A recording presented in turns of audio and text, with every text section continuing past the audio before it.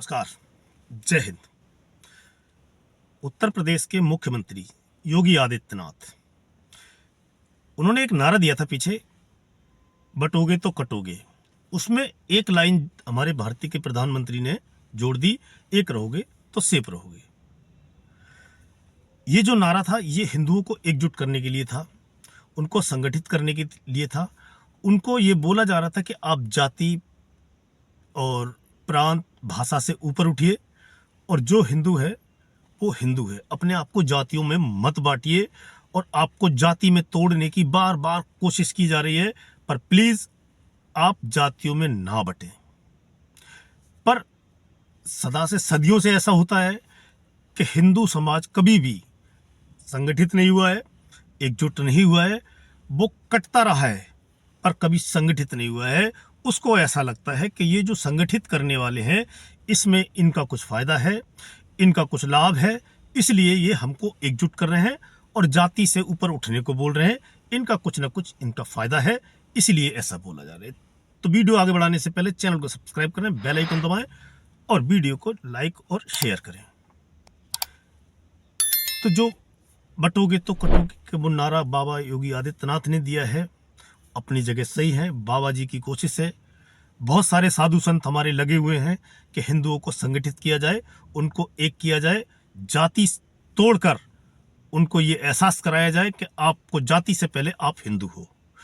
पर जो भारत का हिंदू समाज है, वो कुछ भी समझने को तैयार नहीं है, कुछ भी मानने को तैयार नहीं है। उसकी आंखों पर सेकुलरिज्म का ऐसा चश्मा चढ़ाया गया है, ऐसा ताना बाना उसके सामने बुना गया है कि वो उससे बाहर निकलने को किसी भी कीमत पर तैयार नहीं है और कुछ भी सुनने को तैयार नहीं है। जो भी उसको अच्छी बात बताता है, उसको लगता है कि ये सांप्रदायिक है। ये जो आदमी जो हमको एकजुट करने की कोशिश कर रहा है, ये सांप्रदायिक है। इसमें इसका कुछ जो निजी स्वार्थ है। क्यों हमको एकजुट कर रहा है, क्यों हमको बोल रहा है कि जाति से ऊपर उठो?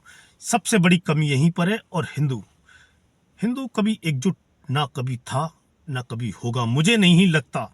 क्योंकि वैसे भी भारत में 30 से 40 करोड़ हिंदू बचा है, ज़्यादा हिंदू बचा नहीं है। मैं सेकुलर हिंदू को जो बोलते हैं अपने आप को, मैं उनको गिनता नहीं। मेरी नज़र में सिर्फ 30 से 40 करोड़ हिंदू है भारत में अभी। बाकी सेकुलरिज्म की कोई गिनती में नहीं है वो।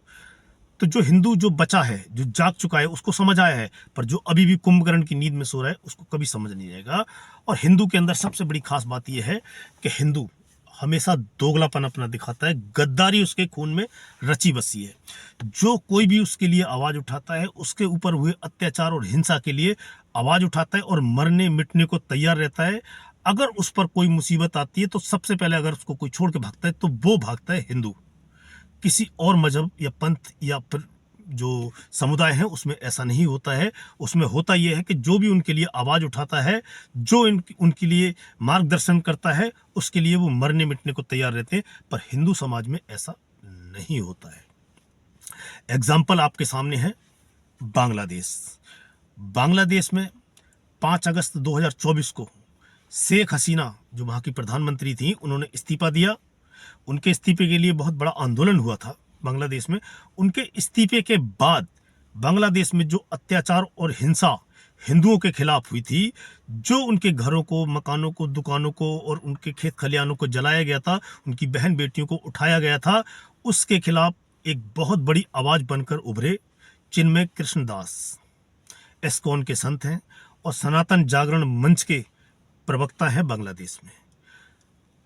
तो उनकी एक प्रमुख आवाज बनकर वो चिन्मय कृष्णदास उभरे। उन्होंने हिंदुओं को संगठित करने की कोशिश की, इकट्ठा करने की कोशिश की। वो योगी वाला नारा कि एक रहोगे तो सेफ रहोगे, बटोगे तो कटोगे, उन्होंने जी जान से कोशिश की।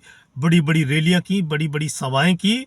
और आज का दिन ये है कि चिन्मय कृष्णदास जेल में है देशद्रोह के आरोप में।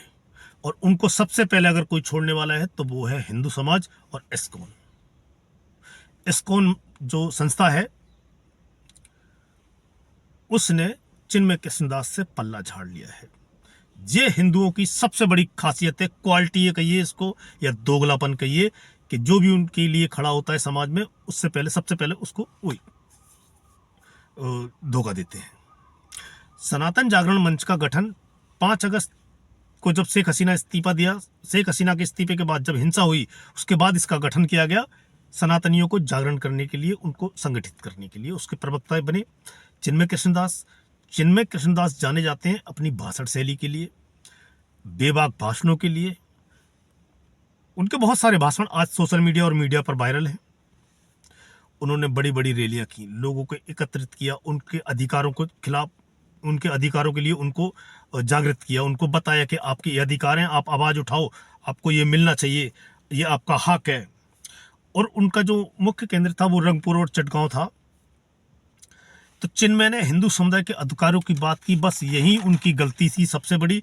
अगर यही कोई और समुदाय होता और उसके लिए कोई उनका संत आवाज़ उठाता तो वो समुदाय उसके पीछे मरने मिटने को तैयार हो जाता। पर हिंदू सदा की तरह सबसे पहले चिन्मय का साथ छोड़ने वाला समुदाय था हिंदू। अब चिन्मय पे देशद्रोह का आरोप लगा है। ये लगा है इसलिए कि रंगपुर में एक सभा के दौरान बांग्लादेश का जो फ्लैग था, जो नेशनल फ्लैग है, उनका राष्ट्रीय झंडा है, उसके ऊपर गलती से या जानबूझ के जैसे भी भगवा झंडा लग गया। एक कट्टरपंथी ने इसी के खिलाफ चटगांव कोतवाली में एफआईआर दर्ज कराई। एफआईआर दर्ज कराने के बाद चिन्मय को गिरफ्तार करके जेल में डाल दिया गया।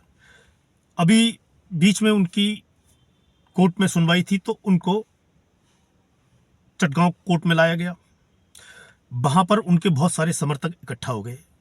समर्थक जब इकट्ठा हुए तो पुलिस और समर्थकों में झड़प हो गई, तो पुलिस ने लाठीचार्ज किया। उस लाठीचार्ज में एक मुस्लिम वकील मारा जाता है। तो जो कट्टरपंथी हैं उनका कहना है कि जो एस्कॉन के समर्थक हैं या जो चिन्मय के समर्थक हैं, उन्होंने उस मुस्लिम वकील को पीट पीट के मार दिया। और जो चिन्मय समर्थक हैं उनका कहना है कि पुलिस की लाठीचार्ज में वो वकील मरा है। इसके बाद जो कट्टरपंथी हैं उनकी बाँछें खिल गई। उनको एक मौका मिल गया पूरे बांग्लादेश में हिंदुओं पर अत्याचार करने का। उस मुस्लिम वकील की हत्या के बाद, उस वकील की हत्या के बाद जो हिंदुओं पर अत्याचार और जो हिंसा थी वो एकदम एकाएक बढ़ गई और उनके घरों में आग लगाना शुरू हो गए, उनके फसलों में आग लगाना शुरू कर दिया। और आज का टाइम ये है कि जो कट्टरपंथी हैं उनके हौसले बांग्लादेश में इतने बुलंद है कि वो इस्कॉन को आतंकवादी संस्था बता रहे हैं और उसके जो संत हैं उनको आतंकवाद में शामिल बताया जा रहा है। और उनको देखते ही मारने की आवाज़ उठाई जा रही है और उनके भक्तों की खाल खींचने की बात की जा रही है। और ये नारे दबे छुपे नहीं है, बड़ी बड़ी रैलियों में और जो रोड पर जुलूस निकाले जा रहे हैं उनमें लगाए जा रहे हैं कि जहां भी देखो उनको काट दो। तो उस वकील की हत्या के बाद कट्टरपंथियों को मौका मिला है हिंदुओं पर अत्याचार और जुल्म करने का, उनको मारने का, उनके घर दुकान लूटने का। अब इसमें जो इस्कॉन बांग्लादेश का है उसने सबसे पहले पल्ला झाड़ा चिन्मय से। उसके जो महासचिव हैं चारू चंद्र दास, बांग्लादेश के जो इस्कॉन के महासचिव हैं चारू चंद्र दास, उन्होंने एक पीसी करके प्रेस कॉन्फ्रेंस करके ये ऐलान किया कि हमारा चिन्मय कृष्णानंद शास्त्री से कोई भी संबंध नहीं है। चिन्मय कृष्ण दास को हम पहले ही निष्कासित कर चुके हैं और उनके जो बयान हैं, उनकी जो वक्तव्य हैं, उनसे हमें कोई लेना देना नहीं है। जो भी है वो उनके निजी विचार है, निजी उनके बयान हैं। तो सबसे पहले इस्कॉन ने पल्ला झाड़ा। हालांकि भारत में चिन्मय के समर्थन में जगह जगह रैली की जा रही है, आवाज़ उठाई जा रही है। जो जागृत हिंदू है, जो जागृत सनातन समाज है, वो उनके समर्थन में आवाज़ें उठा रहा है और उनकी रिहाई की मांग कर रहा है। भारत सरकार से बोला जा रहा है कि आप जाके बांग्लादेश की सरकार से बात करो। जब से वहाँ पर मोहम्मद यूनुस की सरकार आई है, इतनी कट्टरपंथी सरकार आई है कि अब वो वहाँ पाकिस्तान की भाषा बोलने लगे हैं। अब मैं आपको एक बात बताता हूँ, बांग्लादेश में अभी जो हो रहा है, 20 साल पीछे आप जाइए, 15 साल पीछे जाइए और बांग्लादेश के किसी हिंदू से आप अगर ये बोलते कि आपके ऊपर बहुत बड़ी मुसीबत आने वाली है और ये जो आपके आसपास के लोग हैं आपके लिए बहुत बड़ी समस्या बनेंगे और मुसीबत आपके दरवाजे पे खड़ी है, तो वो आपकी बात को मानने को कभी तैयार नहीं होता। और यही बात 1930 में पाकिस्तान जो आज है, वहाँ रहने वाले हिंदू और सिखों से अगर कोई बोलता कि आपके आसपास में जो समुदाय रहता है ये कट्टरपंथी है और ये आपके लिए आगे चल के नुकसान देगा, तो वो कभी भी इस बात को मानने को तैयार नहीं होते। और सेम यही चीज़ जम्मू कश्मीर में, कि जम्मू कश्मीर में भी अगर आप 1970 या 1980 के दशक में किसी से बोलते आतंकवाद के शुरू होने से पहले कि ये जो आपके आसपास है ये आपको नुकसान देंगे, आप संगठित हो जाइए, एकजुट हो जाइए, तो वो आपको सांप्रदायिक घोषित कर देता, भाईचारे का दुश्मन घोषित कर देता, पर आपकी बात नहीं मानता।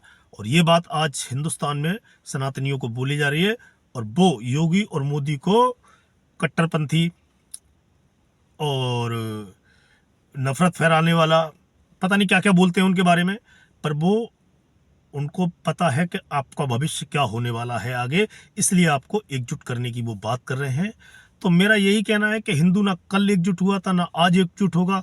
हिंदू कल भी कटा था, आगे भी कटता रहेगा, पर वो जाति से ऊपर नहीं उठेगा, कट जाएगा, मर जाएगा, सब कुछ गवा देगा, पर कभी संगठित नहीं होगा। आज के वीडियो में इतना ही, मिलते हैं आपसे अगले वीडियो में, तब तक के लिए जय हिंद, जय भारत।